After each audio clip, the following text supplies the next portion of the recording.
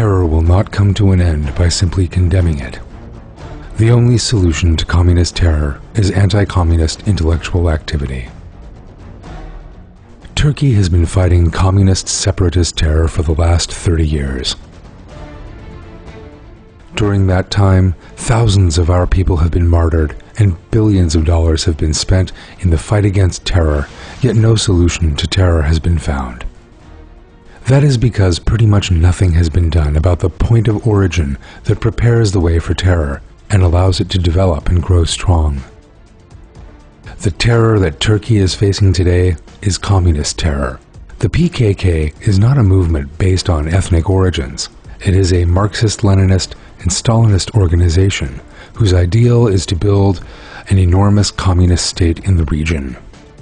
It also believes that a bloody revolution is essential to achieve that aim. Its ideology requires it to attack police stations, shoot police officers patrolling the streets in the back, kidnap teachers, bomb civilians, and martyr Turkish soldiers. Materialism is the basis of Marxist-Leninist ideology and the sole supposed scientific basis for materialism. Its life's blood is Darwinism. Darwinism, communism, materialism, violence and terror represent an inseparable whole. There can be no materialism without Darwinism, no communism without materialism, and no terror without communism.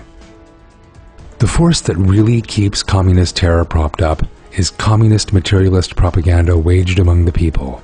The PKK disseminates communist propaganda in the region day and night, 24/7. The terror organization literally turns coffee houses, grocery stores, and other places where people meet together into places of education. It presents supposedly scientific evidence to describe the validity of materialism and gathers supporters by those means. What needs to be done against that intensive propaganda is anti-propaganda.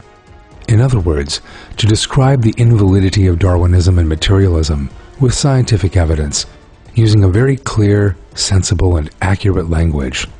Such intellectual activity will put a bullet in the brain of the terror organization.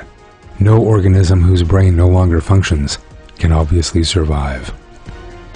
Indeed, it is the persistent refusal to engage in an intellectual struggle over the last 30 years that has led to the position where we are today. PKK, Şırnak'ın Silop ilçesinde polis evine saldırı düzenledi. 2 polis şehit düştü. 2 astsubayla bir uzman çavuş şehit oldu. Siirt'in Pervar ilçesinde teröristler askeri karakola saldırdı. Hain saldırıda 5 asker şehit oldu, 7 asker yaralandı. Meclis Başkanı Cemil Çiçek teröristleri lanetledi. Bunu yapanları, buna destek verenleri, buna imkan sağlayanları lanetliyorum ve şiddetle kınıyorum.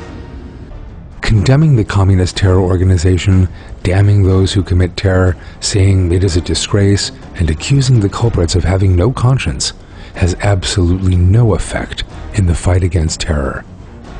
Instead of saying, "We condemn terror attacks," as it has been written in countless articles or said on talk shows and in newspaper headlines for the last 30 years, if it were declared that the PKK is a communist, Marxist-Leninist, Stalinist organization, instead of saying, "Down with the treacherous PKK," if it were declared that the PKK is communist, communism is rooted in Darwinism and Darwinism has collapsed. Instead of writing headlines saying, "The traitors have gone too far," if it were declared that the invalidity of Darwinism and materialism has been scientifically proved. Instead of telling communist and materialist terrorists, "This will not get you anywhere, so go home to your families," if they were told that more than 350 million fossils prove the fact of creation and that evolution is a lie. Instead of holding public meetings condemning terror and shouting out, "Down with terror and the PKK," if it were declared that it is impossible for even a single protein to come into being by chance.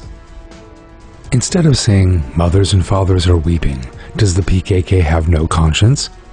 If it were said that 20th century science has completely disproved dialectic materialism, definitive results in the fight against terror would have been produced. The solution to communist terror does not lie in damning it. The solution to communist terror does not lie in interminable discussion programs that go on for hours and never get anywhere. The solution to communist terror does not lie in security and in military measures alone. The solution to communist terror lies in anti-Darwinist, anti-materialist, and anti-communist scientific activity.